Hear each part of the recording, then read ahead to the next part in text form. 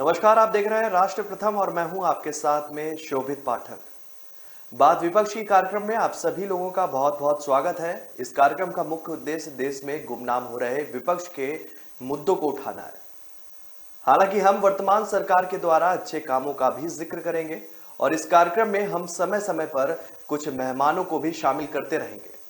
आपको बता दें, देश में कई ऐसे मजबूत मुद्दे हैं जिन पर आज बात होना बंद हो गई है या फिर उन मुद्दों पर बात ना के बराबर होती है। विपक्षी सरकारों का अपना एक अलग तंज है और वो तंज ये है कि हमारी आवाज को दबाया जा रहा है।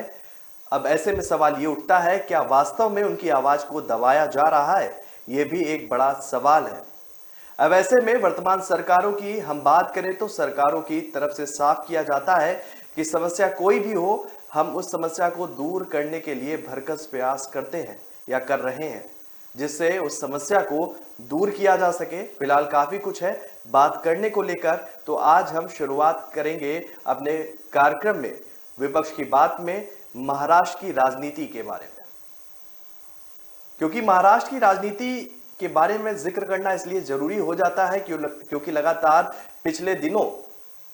पिछले जून महीने की अगर हम बात करें तो जून महीने में जो सियासी उठापटक देखी गई थी, उसके बाद महाराष्ट्र की राजनीति जो है वो नए पैमाने पर जाती हुई दिखाई दे रही है।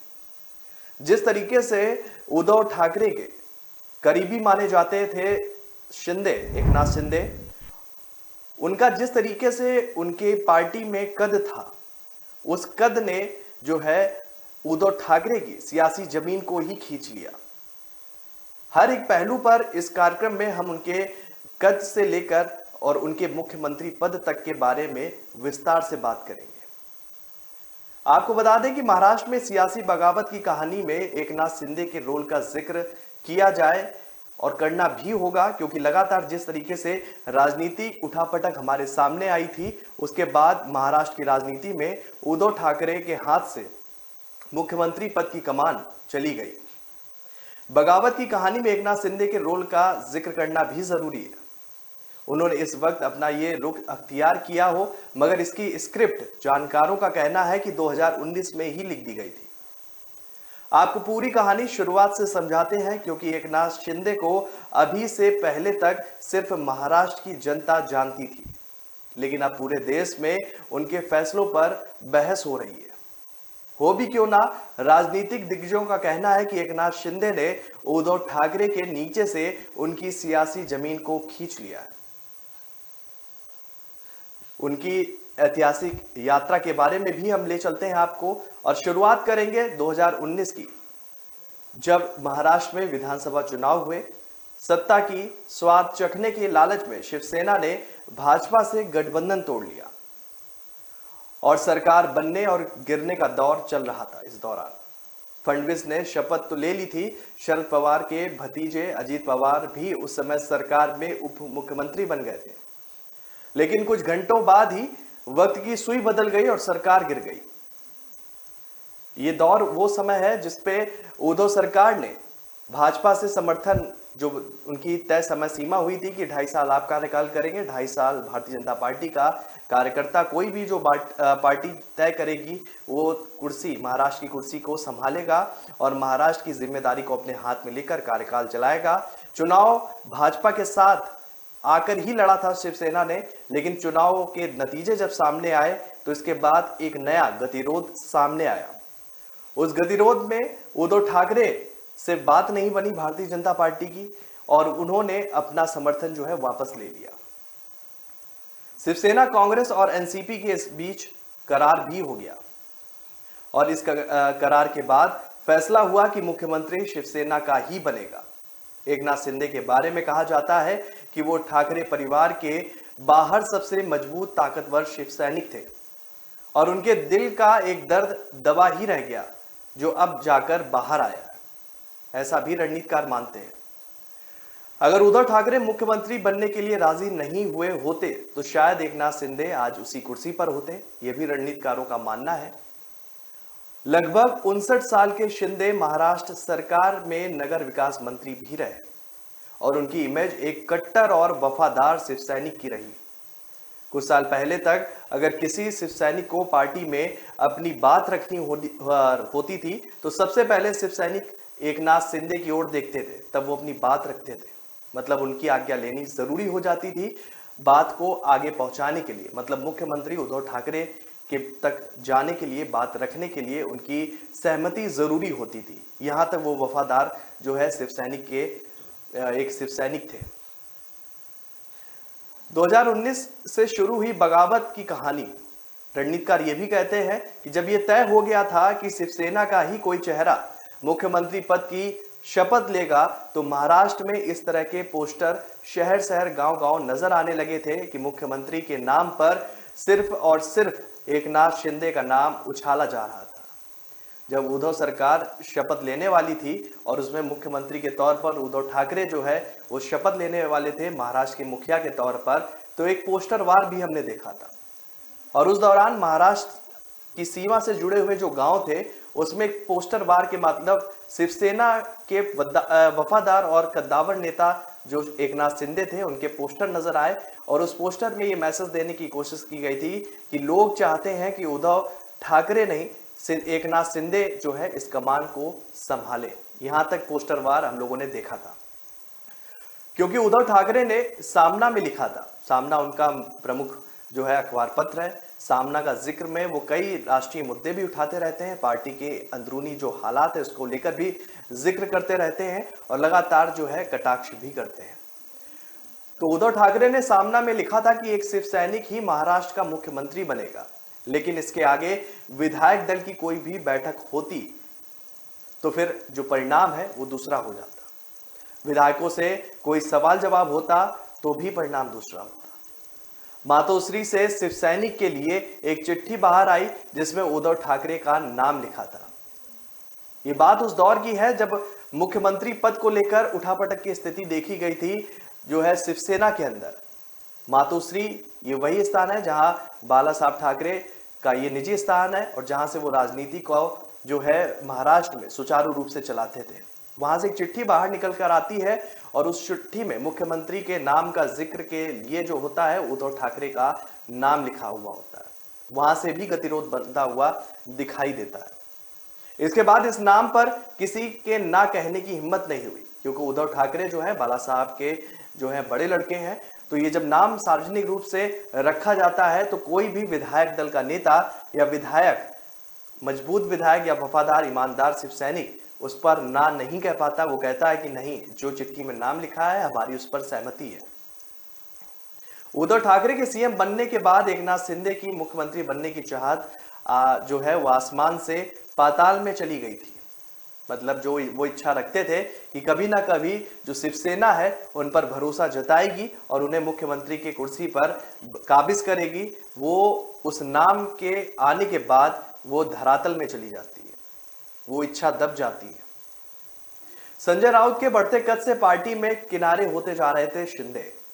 ये भी इस बात से भी नकारा नहीं जा सकता है कि जिस तरीके से संजय राउत का कद मजबूती से आगे बढ़ रहा था और उस कद को लेकर जो है लगातार कयास भी लग रहे थे कि संजय राउत की जो पैठ है वो डायरेक्ट उद्धव ठाकरे से है और वो नहीं चाहते हैं कि उनके बीच में कोई तीसरा व्यक्ति हस्तक्षेप करे।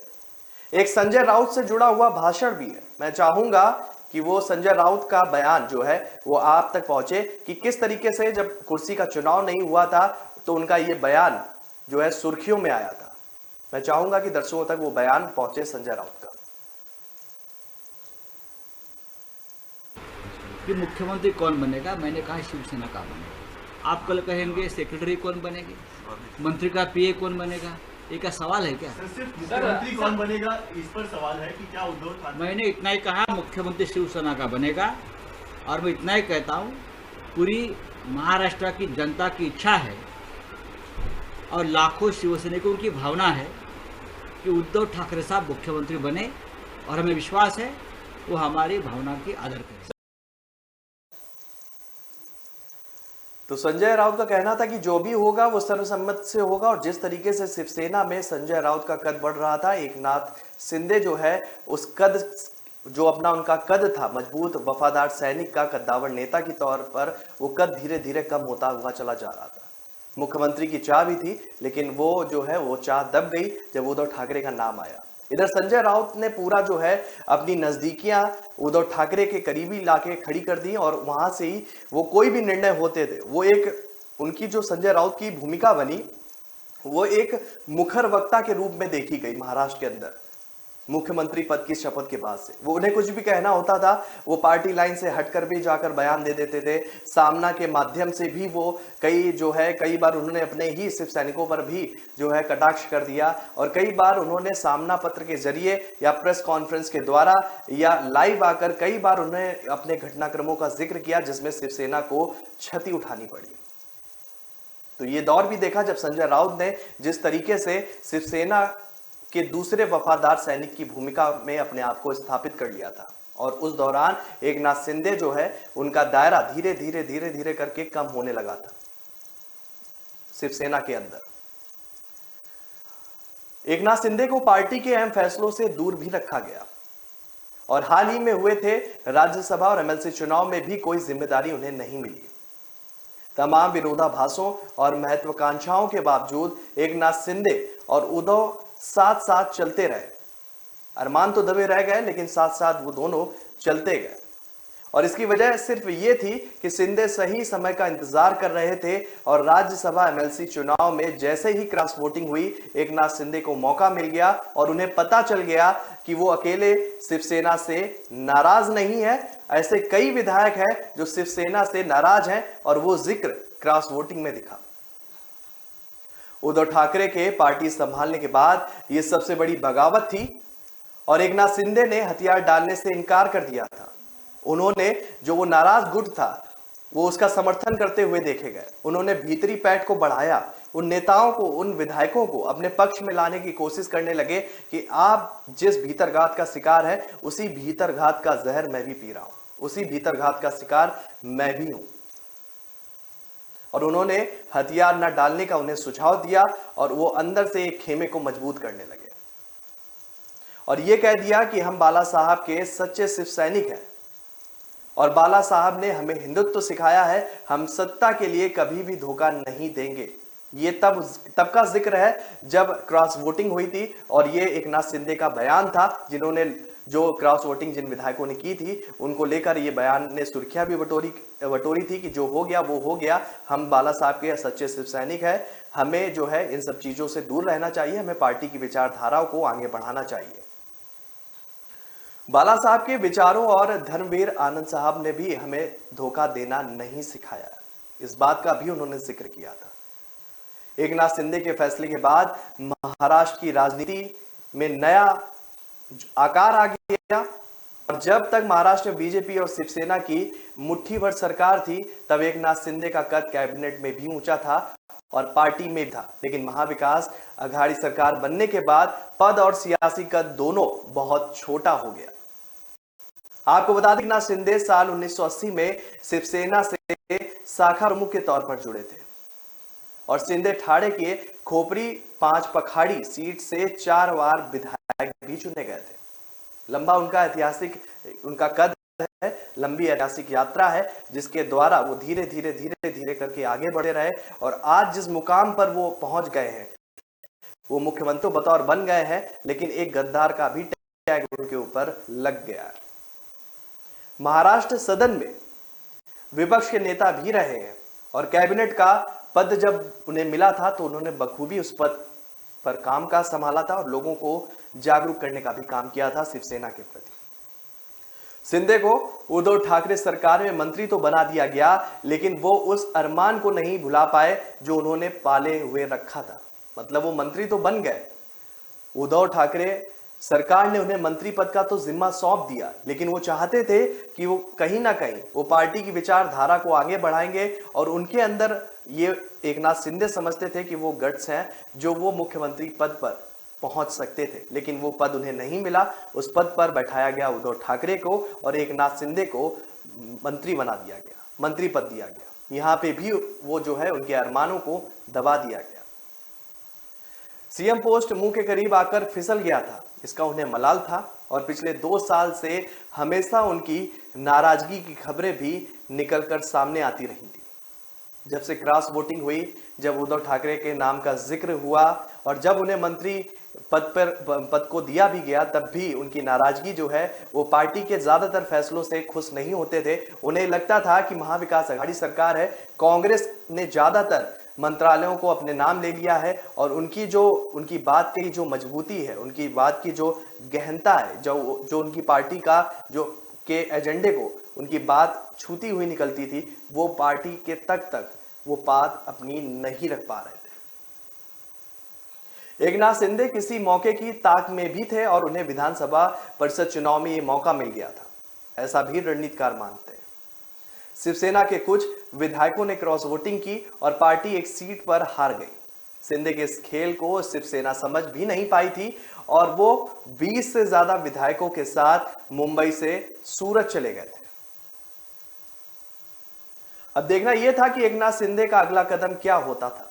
महाराष्ट्र की उद्धव सरकार चलती या गिर जाती, इसको लेकर भी उस दौरान कयास जो है वो लगाए जाने लगे थे। और जिस तरीके से कुछ बिंदुओं पर रणनीतिकार मानते हैं कि ये प्रमुख बिंदु हो सकते हैं, उनका भी हम जिक्र करना चाहेंगे। तो नंबर 1 पर सरकार बनते समय ज्यादा अहम मंत्रालय एनसीपी के पास गए। शिंदे को यह मलाल था कि सरकार का गठन तो हो गया है, मंत्री पद तो उन्हें मिल गया है, लेकिन इस दौरान ज्यादा से ज्यादा जो मंत्रालय है, अहम मंत्रालय है, वो एनसीपी को दे दिए गए, वो शिवसेना के पास नहीं थे। इस चीज का भी उन्हें मलाल था।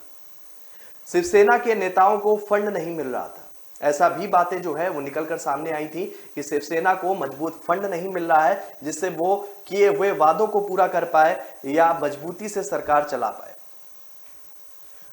एक और बात निकलकर सामने आई, वो ये थी कि जो मंत्रालय एकनाथ शिंदे के पास है उसमें आदित्य ठाकरे का कथित तौर पर इंटरफेयर देखने को मिल रहा था।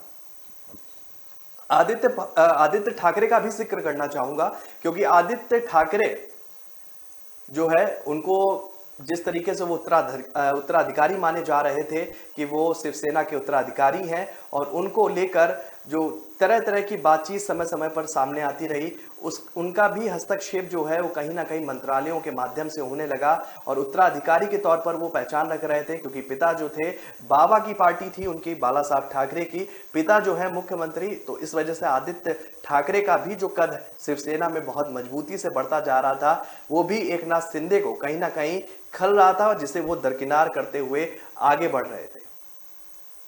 और आदित्य ठाकरे ने जिस तरीके से सक्रिय राजनीति में भूमिका वो निभा रहे हैं या उनकी शुरुआत हुई मंत्री पद मिलने के बाद में, वो भी एक चर्चा का विषय बनी।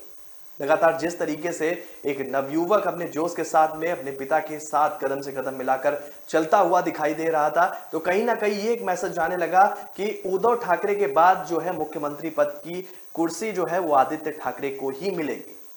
और इस दौरान भी बगावत के सुर कहीं ना कहीं मजबूत हुए और कहीं ना कहीं ये बात भी लगी कि जिस तरीके से विधायकों के कुछ फैसले को खुद आदित्य ठाकरे ने डिनाई कर दिया था, उन्होंने कह दिया था कि ये फैसला मंजूर नहीं है, और पार्टी की जो गतिविधियां थी उसमें भी आदित्य ठाकरे की पैठ जो है वो लगातार बढ़ती हुई जा रही थी। तो ये भी एक वजह बन गई इस उठापटक की।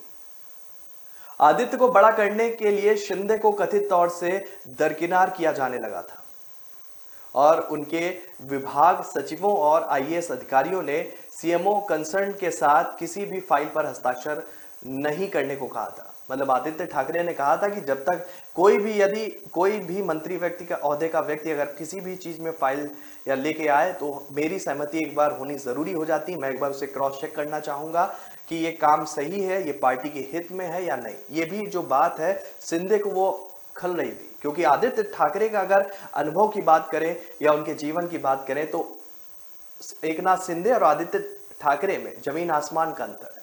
आदित्य ठाकरे युवा चेहरा है और शिंदे को काफी लंबा राजनीतिक अनुभव है, उसे वफादार शिव सैनिक भी कहलाते थे एकनाथ शिंदे। तो आदित्य ठाकरे का जब हस्तक्षेप बढ़ गया तो एक मैसेज ये जाने लगा कि कहीं ना कहीं हमको दरकिनार किया जा रहा है, हमारे पद का अपमान किया जा रहा है, या जो हमें छूट दी गई है कि जिस तरीके से मंत्री पद को हम निभाएंगे या आगे ले जाएंगे, तो कहीं ना कहीं उसमें छोटापन दिखाया जा रहा है और हमारे हाथ को बांध दिया गया है।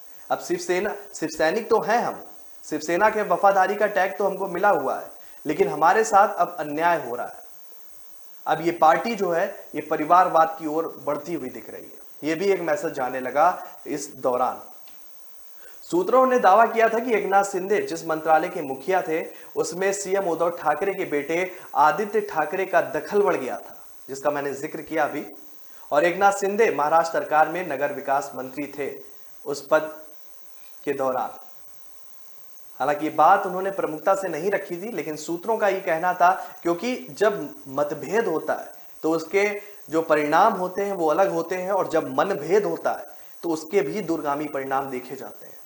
तो यहां पर मनभेद की खबरें जो है वो प्रमुखता से बढ़ने लगी और एकनाथ शिंदे को आदित्य ठाकरे का हस्तक्षेप जो है वो बढ़ता हुआ कतई पसंद नहीं आ रहा था। फिर एकनाथ शिंदे ने एक बयान भी दिया था।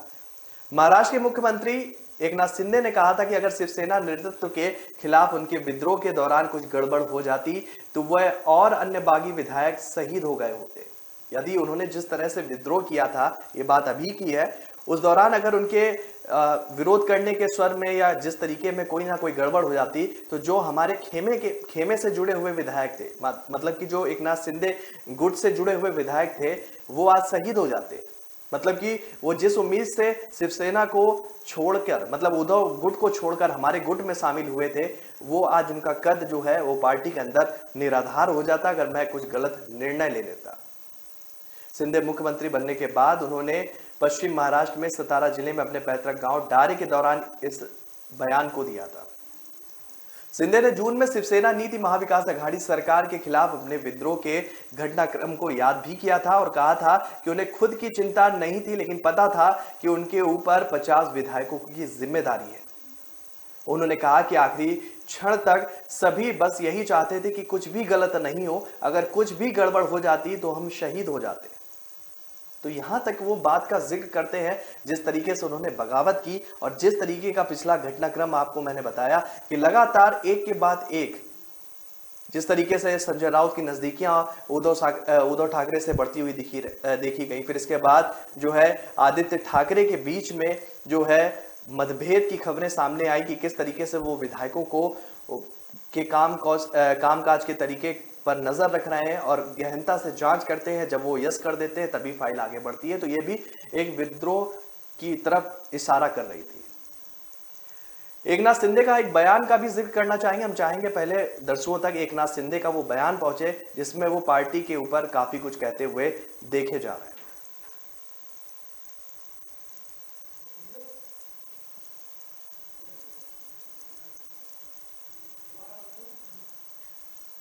एकनाथ शिंदे के बयान का भी हम जिक्र करना चाहेंगे। ये बयान काफी जरूरी हो जाता है और हम चाहते हैं कि दर्शकों तक उस बयान को पहुंचाया जाए। इस देश में लोकशाही में कॉन्स्टिट्यूशन है, रूल्स है, कानून है, उसके मुताबिक ही काम करना पड़ता है।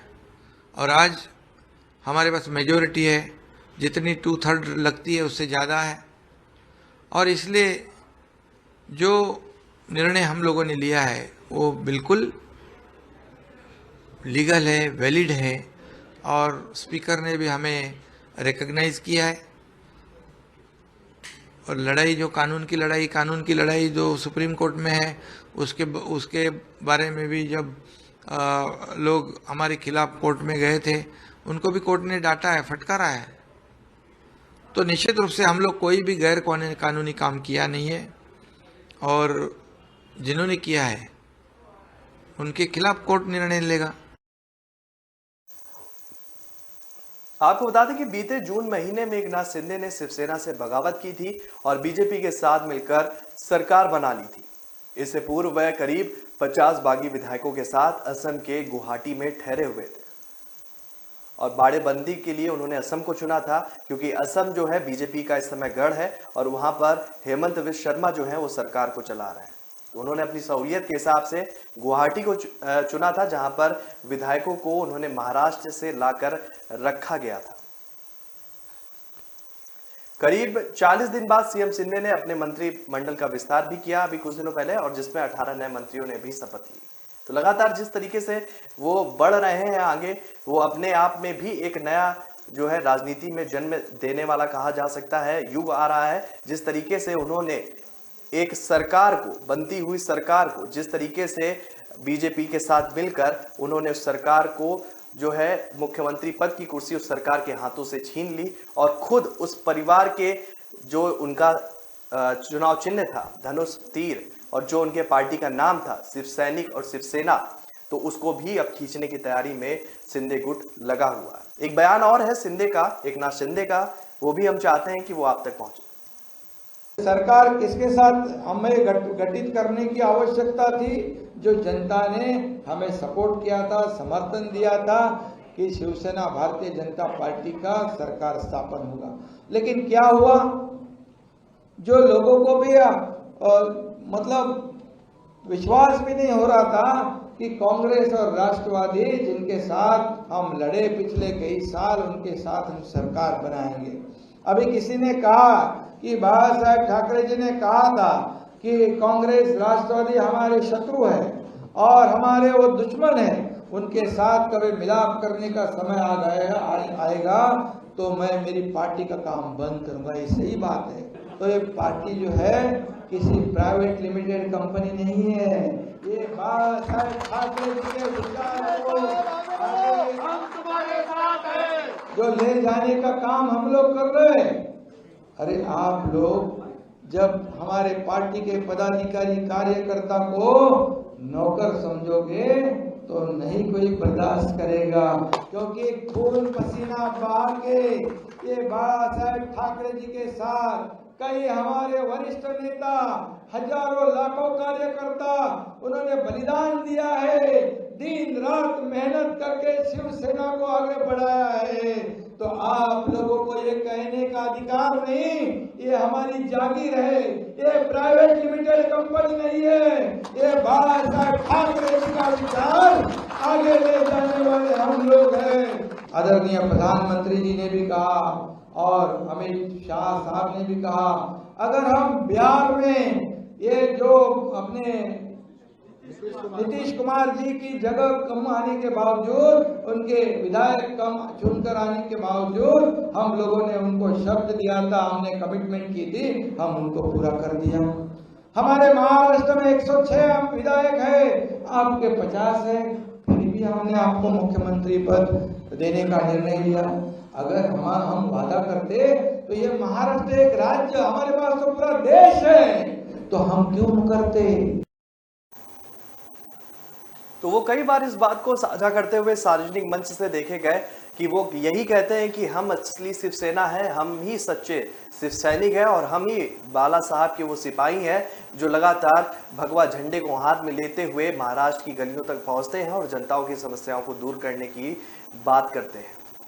तो एकनाथ शिंदे का ये जो जिस तरीके से पार्टी में मतभेद हुआ, जिस तरीके से पार्टी में मनभेद हुआ और इसके बाद में जिस तरीके से पूरा समीकरण बनता और बिगड़ता हुआ देखा गया और अंत में एकनाथ शिंदे जिस पद की महत्वाकांक्षा रखते थे, आज वो पद उनके पास में है और उसका समर्थन जो है वो भारतीय जनता पार्टी कर रही है।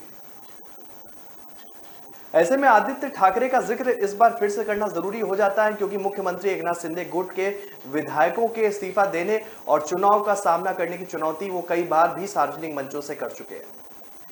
कुछ दिनों पहले एक कार्यक्रम में आदित्य ठाकरे ने संकेत दिया कि आगामी बीएमसी चुनाव में शिवसेना आवास, गुणवत्तापूर्ण शिक्षा और स्वास्थ्य सेवा, सड़क और सार्वजनिक परिवहन के मुद्दे को उठाएगी और लगातार इसमें ही फर्क साफ हो जाएगा कि जनता का समर्थन किसके साथ में है। शिवसेना नेता ने पूछा कि हमने आपको सब कुछ दिया, आपने हमारे पीठ पर छुरा क्यों घोंप दिया। ये भी आदित्य ठाकरे का ही आरोप है अपने शिव सैनिकों विधायकों से जो छोड़कर पार्टी का दामन, या कह सकते हैं उद्धव गुट को छोड़कर चले गए। वो कहते हैं कि हमारे साथ विश्वासघात हुआ है। आदित्य ठाकरे बतौर पूर्व मंत्री रहे हैं महाराष्ट्र सरकार में, वो कहते हैं कि लगातार हमारे साथ विश्वासघात हुआ है और हमारे अपनों ने ही हमें विश्वासघात हमारे साथ किया और हमारी पीठ में छुरा भोंक दिया। चुनाव का सामना करने के लिए आपने इस्तीफा क्यों नहीं दिया?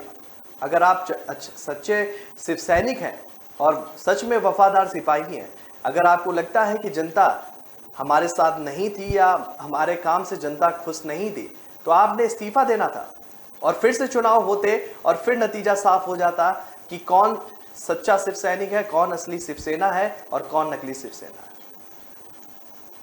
जैसा कि हर लोकतंत्र में होता है। उन्होंने ये कहा कि हर लोकतंत्र में यही होता है, ये कहीं नहीं होता है कि आपने विधायकों का एक गुट को अपने साथ जोड़ा और पार्टी से समर्थन वापस उन्हीं विधायकों के दम पर जो पार्टी चल रही थी उन्हीं पार्टी के विधायकों को तोड़कर आपने एक नया गुट बना लिया और खुद को शिव सैनिक कहने लगे। शिंदे गुट और शिवसेना के 55 विधायकों में से 39 के विद्रोह के चलते इस साल जून के माह में उद्धव ठाकरे के नेतृत्व वाली महाविकास आघाड़ी सरकार गिराई गई थी और आदित्य ठाकरे ने शिंदे खेमे और भारतीय जनता पार्टी को तुरंत चुनाव का सामना करने की चुनौती भी दी थी। उन्होंने कहा था आदित्य ठाकरे ने कि लगातार अगर जनता का समर्थन या जनता का विश्वास हम पर कम हुआ है तो हम चुनाव के मैदान पर आना चाहते हैं। अगर सच में आप दिखाना चाहते हैं कि जनता का समर्थन आज आपके साथ है और जनता हमें नकारना चाहती है तो आपको चुनाव के मैदान में कूदना होगा और चुनाव के मैदान में जो है डट कर मुकाबला करना होगा। वहां से जो नतीजे निकलेंगे वो हमें सर्वमान्य होंगे। जो आप ये कर रहे हैं ये गलत है और ये आपको नहीं करना चाहिए जो एकनाथ शिंदे ने किया। आदित्य ठाकरे का एक बयान है, सुनते हैं कि क्या वो कुछ कह रहे हैं। तो होता है कि उन्होंने ऐसा ये जो रिश्ता था हमारा वो ऐसे करके वो निकल गए, लेकिन इसको और क्या कहेंगे? गद्दारी तो है, गद्दार है तो गद्दार ही कहेंगे। आदित्य जी आज अगर दोस्त रहते, अगर भाई रहते तो भाई कहते, लेकिन जो परिवार का एक रिश्ता था, जो हमारे कुटुंब प्रमुख है, पूरे महाराष्ट्र के कुटुंब प्रमुख है, आपने देखा उनकी पीठ में छुरा भोंक के वो निकल गए, तो गद्दार नहीं तो और क्या कहेंगे? तो वो अक्सर कहते हैं, खुले मंच से कहते हैं कि हमारी पीठ में छुरा भोंका गया है। हालांकि उनकी इस बात को लेकर अपने तर्क हैं। कुछ लोग उनकी इस बात का समर्थन भी करते हैं कि सच में शिवसेना की पीठ में जो है अपनों ने ही छुरा भोंक दिया। वो कहते हैं कि मुंबई वालों को पता है कि हमें कोविड-19 महामारी के दौरान शहर के लिए क्या क्या किया था। आदित्य ठाकरे ही कहते हैं। और आपको बता दें कि भाजपा आगामी बीएमसी चुनाव के लिए शिवसेना के खिलाफ आक्रामक अभियान भी शुरू कर चुकी है। ये भी उन्होंने कहा था बीएमसी चुनाव से पहले। और जो 2 दशकों में नगर निकाय पर शासन कर रही थी, आदित्य ने कहा था कि मुंबई की विकास दर की तुलना शंघाई या सिंगापुर से नहीं की जानी चाहिए। उन्होंने कई बार अपने वक्तव्य में कहा और लगातार ये कहते रहे कि जिस तरीके से जो आज उठापटक हो रही है उससे कहीं ना कहीं विकास महाराष्ट्र का प्रभावित हो रहा है और महाराष्ट्र का जो देश में अलग कद है, जो अलग स्थान है, वो उससे छीना जा रहा है। अब उस यहाँ तक भी बात कही गई थी अभी कुछ दिनों पहले, जो एक कंपनी को गुजरात में शिफ्ट किया गया था उसको लेकर भी जो है मतभेद की खबरें सामने आई थी और वो बातें यहाँ तक गई कि महाराष्ट्र से जो उसका हक है वो अब छीना जा रहा है और इसी के चलते ही ये पूरा घटनाक्रम जो है सबने देखा था। बात करते हैं भारतीय जनता पार्टी की, तो उस बयान से ही हम इस सत्र की शुरुआत करना चाहेंगे जिसमें अमित शाह जो है उद्धव ठाकरे के बीचों बीच बैठे हैं और उनके बगल में देवेंद्र फडणवीस बैठे हुए हैं और वो उद्धव ठाकरे सरकार की नीतियों की उपलब्धता का बखान करना है। फिर आगे की चर्चा को बढ़ाएंगे। पहले अमित शाह का वो बयान भी सुन लेते हैं। भारतीय जनता पार्टी का सबसे पुराना अगर कोई साथी है तो शिवसेना और अकाली दल ने भारतीय जनता पार्टी का हर समय पर, अच्छे बुरे हर समय पर साथ दिया है। और मुझे आनंद है कि जो थोड़ा मनमुटाव बीच में हुआ था, हालांकि हम सरकार में साथ में ही थे, दोनों सरकार में, परंतु जो थोड़ा मनमुटाव था आज यहीं इसी टेबल पर इसी क्षण सारा मनमुटाव समाप्त कर दोनों पार्टियां एक साथ आगे बढ़ने का निर्णय किया है। तो इसका मुझे बहुत बहुत आनंद है। और भारतीय जनता पार्टी और सेना की युति केवल एक राजनीतिक युति नहीं है, सिद्धांतों के आधार पर भी ये युति, राम मंदिर, देश की सुरक्षा, सांस्कृतिक राष्ट्रवाद, ये सारे मुद्दों लेकर दोनों पार्टियों ने दशकों तक संघर्ष किया है और विजय भी प्राप्त करी है। मुझे पूरा भरोसा है कि ये दोनों चुनाव में महाराष्ट्र में हम विजयी बनेंगे।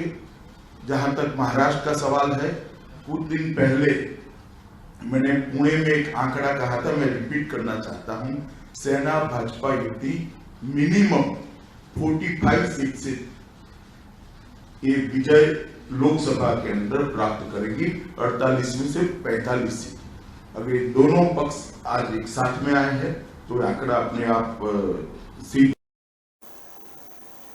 तो ये बयान अमित शाह का उस दौर का है जब विधानसभा चुनाव होने वाले थे और वो उद्धव ठाकरे का हाथ पकड़कर जो है सिद्धांतों को एक बनाते हुए दिख रहे थे और वो ये कह रहे थे कि हमारी सोच और शिवसेना की सोच दशकों से एक है, हम कहीं नहीं जाएंगे, हम मिलकर सरकार बनाएंगे। और फिर वहीं पे सबसे बड़ी आज विरोधी पार्टी की भूमिका में जो है भारतीय जनता पार्टी और जो उद्धव गुट वाली जो शिवसेना है वो आमने सामने खड़ी है। ये बयान उस दौर का है जब वो एक साथ चलने की बात कहते थे। वो कहते थे कि हमारी सोच एक है। वो कहते हैं कि भाजपा जो है वो शिवसेना को पहले भी समर्थन देती आई है और आज भी समर्थन देगी। फिर ऐसा क्या हो गया जो समर्थन वापस हो गया? फिर ऐसा क्या हो गया जो इतनी बड़ी फूट पड़ गई कि शिवसेना के वफादार सिपाही को ही शिवसेना से खींच लिया गया और लगातार जो है उसको भारतीय जनता पार्टी ने समर्थन दिया और आज जो है मुख्यमंत्री में तख्ता पलट हो गया और मुख्यमंत्री के पद पर शिंदे गुट को बैठा दिया गया, एकनाथ शिंदे को बैठा दिया गया। तो ये भी एक अपना अलग घटनाक्रम था। इस बयान को दिखाने का सिर्फ मतलब ये था कि किस तरीके से राजनीति में सत्ता परिवर्तन होता है, सत्ता में आने से पहले कि क्या जो होता घटनाक्रम होता है वो वीडियो का माध्यम ये था, और सत्ता के बाद का क्या होता है, किस तरीके से सत्ता परिवर्तन के बाद सुर बदलते हैं लोगों के, वो हमने एकनाथ शिंदे के वीडियो के माध्यम से भी देखा। और जिस तरीके से जो मतभेद की बात को कहते हैं आदित्य ठाकरे, उनके वीडियो को भी सुना जिसमें वो कहते हैं कि हमारी पीठ में छुरा भोंक दिया गया। अब बात करते हैं महाराष्ट्र के वर्तमान उप मुख्यमंत्री देवेंद्र फडणवीस की। उन्होंने भी अभी कुछ दिन पहले उद्धव ठाकरे पर निशाना साधा था। उन्होंने कहा था कि शिवसेना में विभाजन के लिए उनकी कार्यशैली जिम्मेदार थी और उन्होंने यह भी माना कि वरिष्ठ राजपा नेता अजीत पवार पर भरोसा करना सबसे बड़ी राजनीतिक भूल थी। अजीत पवार वही हैं जिन्होंने जब देवेंद्र फडणवीस सरकार बनने के बाद में जिस तरीके से वो घटनाक्रम बदला, जिस तरीके से घटनाक्रम जो है वो बदलते हुए देखा गया था और उस दौरान इन्होंने उप मुख्यमंत्री पद की शपथ ली थी। ये वही हैं जो आज कह रहे हैं कि अजीत पवार के साथ में उस टाइम में हमारा जो साथ था वो सबसे बड़ी मेरी राजनीतिक गलती थी। उन्होंने कहा कि पीठ में छुरा घोंपने का बदला लेने के लिए यह जरूरी था। जिस तरीके से जो है एक तरफ जब महाराष्ट्र सरकार का जब चुनाव जीतने के बाद भारतीय जनता पार्टी से अलगाव हो गया था तो देवेंद्र फडणवीस ने कहा था कि उन्हें एनसीपी का साथ है और एनसीपी और भाजपा मिलकर महाराष्ट्र में सरकार बनाएगी, और जिसके लिए वो मुख्यमंत्री पद की शपथ ले ली और उप मुख्यमंत्री पद की शपथ लेने पहुंचे थे अजीत पवार। उन्होंने भी शपथ ली थी। हालांकि सरकार गिर गई थी क्योंकि एनसीपी फिर उठ के जो है शिवसेना के साथ में आ गई और उसके साथ में मिलकर सरकार बना ली थी। तो उन्होंने कहा कि छुरा जो भोंका गया था उसके लिए जरूरी था ये होना कि व्यक्ति लंबे समय तक जो है वो जीवित रहे। साल 2019 के विधानसभा चुनाव परिणामों के बाद फडणवीस और पवार ने राज्य के मुख्यमंत्री और उप मुख्यमंत्री के रूप में शपथ ली थी। हालांकि पवार ने पावर के पद छोड़ने के साथ ही 80 घंटे बाद उनकी सरकार जो है वो चली गई थी। फडणवीस ने कहा था कि राज्य के हालिया राजनीतिक उथल पुथल के बीच केवल उद्धव ठाकरे को दोषी ठहराया जाना चाहिए था और शिवसेना में विभाजन उनकी कार्यशैली की वजह से ही हुआ है। फडणवीस ने तो यहां तक कह दिया था कि महाराष्ट्र में राजनीतिक हार और संकट के लिए केवल उद्धव ठाकरे जिम्मेदार हैं, उनकी कार्यशैली शिवसेना के लिए जो है वो जिम्मेदार है। और लगभग 30 से 40 विधायकों ने महाविकास अघाड़ी गठबंधन को छोड़ दिया था और उन्हें इसके बारे में कोई भी जानकारी नहीं थी। तो एक लंबा दौर था जिस तरह उठापटक की स्थिति जो है महाराष्ट्र में सरकार में देखने को मिली। हालांकि इसकी रणनीतिकार कहते हैं कि 2019 में ही इस कहानी की शुरुआत और पटकथा लिख दी गई थी कि ऐसा ही होना है और उसी के हिसाब से जो वर्तमान का परिदृश्य है वो बदलता हुआ जो दिख रहा है वो उसी पटकथा का एक हिस्सा है। बात करेंगे कभी उद्धव ठाकरे गुट में वफादार सैनिक का टैग इन्हें भी दिया जाता है, दीपक केसकर को, जिन्होंने कुछ दिनों पहले उद्धव गुट में को छोड़कर शिंदे गुट में वो शामिल हो गए और शिंदे गुट को लेकर जो है उन्होंने एक बयान दिया था। वो बयान भी हम सुन लेते हैं दीपक जी का। देखिए, कल एक लेटर आया था एकनाथ जी शिंदे को कि शिंदे साहब को शिवसेना का जो नेता पद है उससे निकाला गया। एक ऐसी प्रथा है कि एक सभागृह का नेता रहता है जो नेता चुन के आता है और वो मुख्यमंत्री बन जाता है, तो मुख्यमंत्री किसी एक पक्ष का नहीं रहता है। पूरे जो असेंबली है जिसमें हर पक्ष के सदस्य हैं, उनका वो नेता बन जाता है। इसलिए उसको सभागृह नेता बोलते हैं। और सभागृह नेता जब एंटर करता है असेंबली में, तो हमारी जो भी चर्चा चालू हो, कितनी भी गड़बड़ चालू हो, वो तुरंत बंद हो जाती है। और जब तक सभागृह का नेता आके उस चेयर पे विराजमान नहीं होता, कोई भी कुछ भी नहीं बोलता है। ये उस पद की गरिमा है। और जब सभागृह के नेता को आप बोलते हैं कि हमने आपको पार्टी से निकाल दिया, तो एक तरह से ये महाराष्ट्र की जनता जो है उसका भी आपको सोचना चाहिए। कहीं हम महाराष्ट्र की जनता का तो अपमान नहीं कर रहे, इसके बारे में उनको सोचना चाहिए। और जिस लैंग्वेज में शिंदे साहब को ये खत मिला, उसका जवाब हम जरूर देंगे। मैंने तो ऐसे बोला है कि उद्धव साहब कुछ भी बोले, उनके खिलाफ हम लोग कुछ नहीं बोलेंगे, लेकिन अगर ऐसा खत आता है तो इस खत का तो जवाब देना ही पड़ेगा। इसके लिए आगे चल के कुछ लीगल ये लेना है तो वो भी हमको लेना पड़ेगा, क्योंकि एक लीगल खत भेजा गया है उनको जो किसी भी कानून में नहीं बैठता है। तो मैं ऐसे रिक्वेस्ट करता हूँ कि आज भी वो हमारे पक्ष के भी नेता है। 55 MLAs जो जीत के आए थे, 55 विधायक जो जीत के आए थे शिवसेना के सिंबल पे, उन्होंने सबने मिलके शिंदे साहब को अपना गठ नेता चुना था। तो ये है इसमें शिंदे गुट में नेता की भूमिका में है दीपक केसकर। कभी ये उद्धव गुट में हुआ करते थे, काफी भरोसेमंद माने जाते थे और कहा जाता था कि ये भी एक वफादार शिव सैनिक हैं जो लगातार कदम से कदम मिलाकर चलते हुए शिवसेना के साथ में देखे जाते हैं। हालांकि अब इनका जो परिवर्तन है वो शिंदे गुट के साथ में है और वहां पर एक महत्वपूर्ण जिम्मेदारी को वो निभा रहे हैं। ये जिक्र कर रहे थे कि जिस तरीके से जो है शिंदे गुट को हटा दिया गया वो ठीक नहीं था और हम बाला साहब के जो है सिपाही हैं और हम इस चीज का अभी तक हमने विरोध नहीं किया, लेकिन अब हम उस पत्र का, जो पत्र हमें भेजा गया है शिंदे साहब को लेकर, उस पत्र का अब हम जवाब देंगे। हालांकि अभी तक हम चुप थे, अब हम कुछ नहीं कहते थे, लेकिन अब हमें बोलना पड़ेगा। एक बयान उनका और है, हम चाहेंगे कि वो बयान भी आप सुनिए। कि बाला साहब ने अपने प्रेम से सबको बांध के रखा था। ये जो धागा मेरे हाथ में है, इसको हम लोग शिव बंधन बोलते हैं। और ये शिव बंधन है वो एक प्यार का धागा है। वो प्यार का धागा आज भी मेरे हाथ में है, तो ये प्यार का धागा टूटा नहीं है, इसको बोलते हैं बंधन। ये बंधन प्यार का बंधन होता है, ये निष्ठा का बंधन होता है और ये हिंदुत्व का भी बंधन होता है। और वो मेरे हाथ में है, वो कोई मेरे हाथ से नहीं निकाल सकता। और यही लोकशाही में बोला जाता है कि जिसको जो करना है वो उसको करने का मौका लोकशाही में मिलता है, इसीलिए उसको लोकशाही बोलते हैं। नहीं तो हुक्मशाही हो जाती कि आपको यही करना है। जैसे जो डेमोक्रेटिक नेशन नहीं है उसमें एक ही पार्टी रहती है, हर एक को एक ही पार्टी का सदस्य होना है, खाली उनको अपना नेता चुनने की आज़ादी है। तो ये डिक्टेटरशिप नहीं है, ये तो भारत का सौभाग्य है कि बाबा साहेब आम्बेडकर की लिखी हुई, आदरणीय भारत रत्न बाबा साहेब आम्बेडकर की लिखी हुई कॉन्स्टिट्यूशन है और उन्होंने हमें अधिकार दिया है कि हम किसी भी पक्ष में जा सकते हैं, उसमें शामिल हो सकते हैं, हम जीत के आ सकते हैं। तो दीपक केसकर कह रहे हैं कि हमें बाला साहब कि हम सच्चे सिपाही हैं और संविधान ने हमें अधिकार दिया कि हम किसी भी पक्ष में जा सकते हैं और हम अपनी बात को किसी भी पक्ष के द्वारा साझा कर सकते हैं, रख सकते हैं।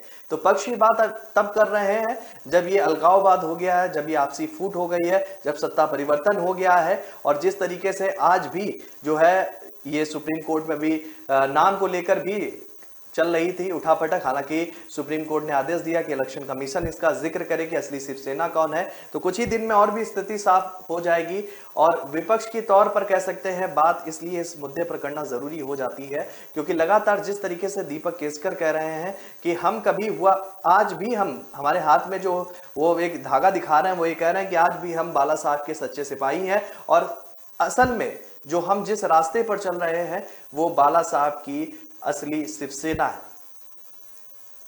तो मतभेद जो है वो अलग अलग दायरे में है। सत्ता में हस्तक्षेप किया गया, वहां मतभेद खड़ा हुआ।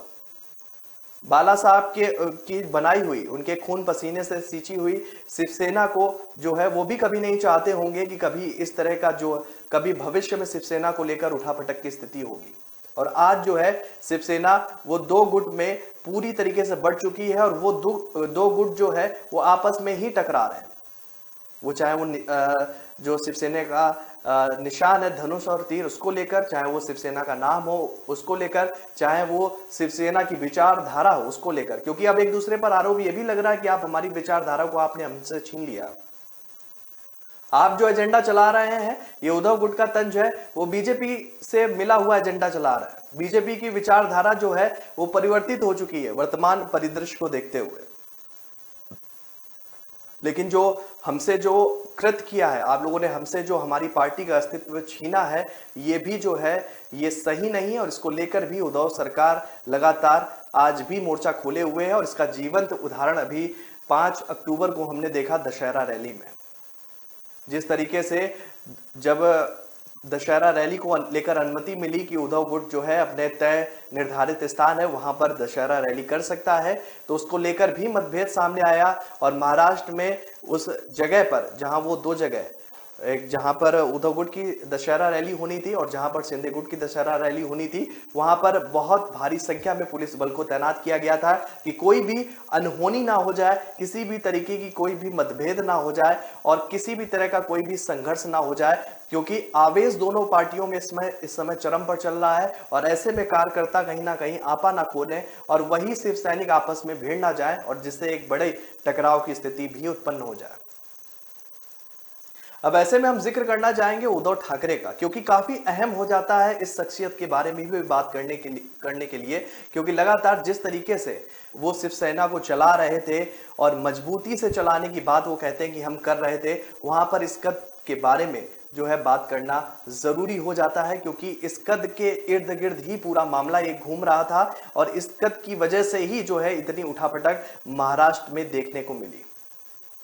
उद्धव ठाकरे वैसे तो काफी शालीन नेता हैं, वो कभी भी बहुत ज्यादा आक्रामक हाव भाव उनके देखने को नहीं मिलते हैं, लेकिन जब से शिवसेना में दो गुटों का जो है बंटवारा हुआ है, दो गुट बने हैं और वो अपने आप को असली शिवसेना कह रहे हैं, उसको लेकर भी उद्धव ठाकरे के अंदर जो है एक थोड़ा सा आवेश देखने को मिल रहा है। वो अब जो सार्वजनिक मंच पर लगातार इस आवेश को जग जाहिर भी कर रहा है। एक बयान है उद्धव ठाकरे का, हम चाहेंगे कि वो आप तक पहुंचे। बीजेपी से अलग हुआ हूं, हिंदुत्व से नहीं। हिंदुत्व और बीजेपी अलग है। बीजेपी का मतलब हिंदुत्व नहीं है, हिंदुत्व अलग है, बीजेपी अलग है। तो हम बीजेपी से अलग हुए हैं, हिंदुत्व। तो वो ये कह रहा है कि बीजेपी से हम अलग हुए, हिंदुत्व से अलग नहीं हुए। ये शुरुआती दौर का उनका भाषण है, जब वो ये कहते थे कि हमारी विचारधारा हिंदुत्व से जुड़ी हुई है। हालांकि भारतीय जनता पार्टी ये आरोप लगाती रही है कि एनसीपी से गठबंधन करने के बाद में, कांग्रेस से मिलने के बाद में जो विचारधारा है शिवसेना की वो बदल गई है। वो अब हिंदुओं के साथ वो जो उसका पद और कद हुआ करता था, अब वो नहीं बचा है। अब इस कद और पद में परिवर्तन हो चुका है। यह आरोप भारतीय जनता पार्टी के द्वारा जब शिवसेना से उन्होंने अपना गठबंधन उनसे अलग हो गया था, तब इस बात का वो जिक्र करते हुए देखे थे। उसी का ये जवाब दे रहे हैं। वो कह रहे हैं कि बीजेपी की विचारधारा अलग है, आज भी हम हिंदुत्व के रास्ते पर हम चल रहे हैं और हम अपने हिसाब से हिंदुत्व के मुद्दे को उठा रहे हैं और हिंदुत्व के एजेंडे को उठाकर हम चल रहे हैं। तो लगातार पूरा घटनाक्रम जो है उसमें उठापटक देखी गई है अभी तक, और लगातार उद्धव ठाकरे की अभी हम जिक्र कर रहे हैं। उद्धव ठाकरे का कद इस उठापटक के बाद निश्चित ही तौर पर कहीं ना कहीं कम हुआ है और लगातार परिवर्तन जो है वो देखने को मिल रहा है। अब देखने वाली बात ये हो सकती है, क्योंकि जिस तरीके से जो दो गुट में बढ़ चुकी है शिवसेना, अब जो निगाहें हैं वो इस बात के लिए टिकी हुई हैं कि शिवसेना का जो तमगा है वो किसे मिलेगा, और जिसे ही मिलेगा, अगर वो उद्धव गुट के साथ में रहता है तो निश्चित ही तौर पर वो कहेंगे कि हमारी जीत हुई है, जनता देखे कि असली शिवसेना हम है, क्योंकि स्थापना ही हमारे पिता के द्वारा की गई थी और पिता का हमको समर्थन था। पिता ने कभी ऐसी शिवसेना की कल्पना नहीं की थी जिससे दो गुट निकलेंगे। दूसरी तरफ अगर जो चुनाव चिन्ह है या पार्टी का नाम है वो अगर शिंदे गुट को मिल जाता है, तो फिर उद्धव गुट का क्या होगा? वो किस अस्तित्व को आगे बढ़ाने के लिए लड़ाई लड़ेंगे? क्योंकि जब उनके जिस छतरी के नीचे वो चलकर राजनीतिक सियासी जमीन को तराशने का काम कर रहे हैं, जब वो छतरी ही उनके सर से हट जाएगी, तो ऐसे में फिर उद्धव गुट क्या करेगा और किस तरीके से मजबूती से महाराष्ट्र में टिकेगा, क्योंकि फिर चारों तरफ से उसके ऊपर हमला होगा। वहां भारतीय जनता पार्टी भी हो सकती है, वहां जो है एक नाथ शिंदे गुट भी होगा, वहां पर हो सकता है कि तब तक अन्य दल भी आ जाए। हालांकि इस दौरान भारतीय जनता पार्टी के एक उस वक्तव्य को भी हम याद करेंगे जिसका चर्चा अभी हमने जो है 2 दिन पहले की थी, वंशवाद। भारतीय जनता पार्टी के आला अधिकारी हैं, आला नेता हैं, वो कहते हैं कि वंशवाद जिस पार्टी में होगा उसका भविष्य जो है लंबा नहीं चल सकता। खुद प्रधानमंत्री मोदी कहते हैं कि वंशवाद पार्टियों के अस्तित्व को खत्म कर देगा एक दिन, और भारतीय जनता पार्टी में वंशवाद नहीं है।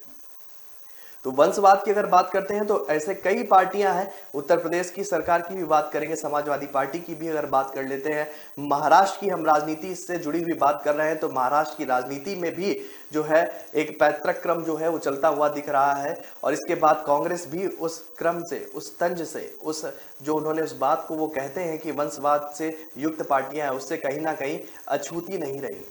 इनमें भी ये जो है चरमता से दिखता हुआ दिख रहा है।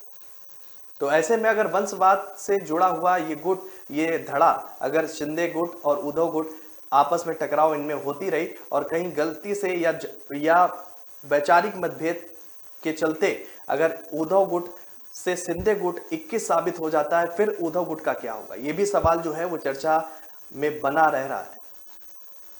कुछ दिनों पहले फडणवीस ने भी कहा था कि महाराष्ट्र में राजनीतिक हार और संकट के लिए केवल उद्धव ठाकरे ही जिम्मेदार है और उनकी कार्यशैली शिवसेना के लिए वो खुद जिम्मेदार है। जो शिवसेना जिस कगार पर पहुंच चुकी है उसके लिए खुद ही जिम्मेदार है। वो लगभग 30-40 विधायकों ने महाविकास अघाड़ी गठबंधन को छोड़ दिया और उन्हें इसके बारे में कोई जानकारी तक नहीं हुई। ये भी तंज कसा था देवेंद्र फडणवीस ने। उन्होंने कहा था कि भाजपा के वरिष्ठ नेता ने कहा कि उद्धव जी कहा करते थे कि आप मेरी सरकार गिराने की कोशिश कर सकते हैं। मैंने कहा कि एक दिन आपकी सरकार खुद ब खुद गिर जाएगी और आपको इसका एहसास भी नहीं होगा। ठीक ऐसा ही हुआ। ये जो है डिप्टी सीएम है, उनका ये तंज है। आज वो तंज 100% खरा उतरता हुआ नजर आ रहा है, क्योंकि लगातार जिस तरीके से देवेंद्र फडणवीस, जब ये सरकार में अलगाववाद हुआ था तो देवेंद्र फडणवीस एक तरफ से साइड मोड में चले गए थे और वो ये कह रहे थे कि इसका बहुत दूरगामी परिणाम सामने होगा और निरंतर इस क्रम से जो है महाराष्ट्र सरकार को आगे चलकर क्षति उठानी पड़ेगी। आज वो यथार्थ होता हुआ दिख रहा है। अब ऐसे में सवाल ये भी उठ रहा है कि एक नाथ शिंदे किस तरीके से आगामी भूमिका को निभाएंगे, क्योंकि अभी कुछ विधायक बचे हुए हैं। वो भी इस बात का जिक्र करते हैं कि लगातार उन विधायकों से भी हमारा संपर्क है और वो बहुत जल्दी जो शिवसेना है, मतलब कि जो उद्धव गुट है, उसको वो छोड़ देंगे और वो हमारे साथ में, हमारी असली शिवसेना में आ जाएंगे और हमारे साथ मजबूती के साथ में सरकार को चलाने का काम करेंगे। अब इस बात को भी देखना ये हो जाएगा कि वो मजबूती कब दिखेगी और कब तक आएगी और उनकी इस बात में कितना दम है, क्योंकि जो पिछले 2019 में जिस तरीके से हमने शुरुआत की थी कार्यक्रम में, जिन बातों का जिक्र किया था कि 2019 में ही ये तय हो गया था कि किस तरीके से इस सरकार को चलाना है, किस तरीके से अलगाववाद भी हो सकता है। ये 2019 में कुछ घटनाओं से साफ होता हुआ दिख रहा था। और बीच में 2022 की अगर हम बात करते हैं तो 2022 के जून महीने में यथार्थ होता हुआ दिखा था कि किस तरीके से उठापटक के बीच में किस तरीके से विधायकों ने जो है शिवसेना का दामन छोड़ दिया था, उद्धव गुट का दामन छोड़ दिया था और एक नाथ शिंदे के गुट में शामिल होकर भारतीय जनता पार्टी के साथ गठबंधन वाली सरकार बनाकर मुख्यमंत्री पद पर आसीन हुए थे एक नाथ शिंदे। तो ये भी हमने होता हुआ देखा था। तो अब यही सवाल अंत में बचता है कि क्या कुछ आगे का जो महाराष्ट्र सरकार का परिदृश्य है वो कितना यथार्थ साबित होता हुआ दिखेगा और कितनी हद तक जो है एक दूसरे के जो आरोप हैं, जो एक दूसरे के वादे हैं, वो पूरे होते हुए दिखेंगे।